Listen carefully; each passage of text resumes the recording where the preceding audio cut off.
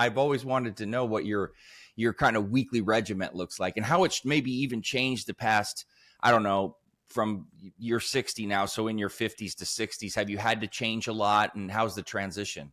I made a big mistake. I didn't even exercise at all between 30 years old and 40.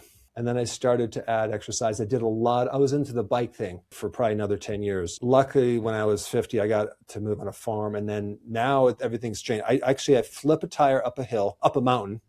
And that's my body, again, likes that. I'll do like explosive moves. I'll do plyometrics, or I'll switch it up to do cutting a couple trees down in the woods that are dying. So that is, I'll go as hard as I can until I can't go. And then I'll rest, do it again, and then rest and do it again. Like, man, do I sleep better after that, right? So that's one thing I do. I'm not like you in the gym. I don't have 60 minutes. I have maybe a half hour at the very most. So I'll do a couple things, like I'll rotate it, and I'll do weight training, obviously, a couple times a week.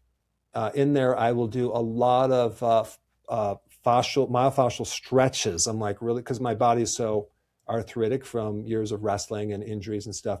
I also do I have this unit that's it's called hypoxic, intermittent hypoxia training. Familiar with that? I've heard of it. Yep. So you can do it with a mask that restricts your air. I have the Mm-hmm. machine that you put a mask on, you're on the treadmill, and every minute you increase the oxygen. So normally oxygen in the air is like 20%. So I'll drop it down to 15%, okay, for a minute. Mm-hmm. And then what happens is you flip the dial, and then you go up to 80% oxygen. So now I'm like, oh my God, my cells are like feeling so happy now. So I'll do that once a week right now. I do like in the summer, I'll do the sled up my driveway, which is that Mm-hmm. you're pushing the sled up, right?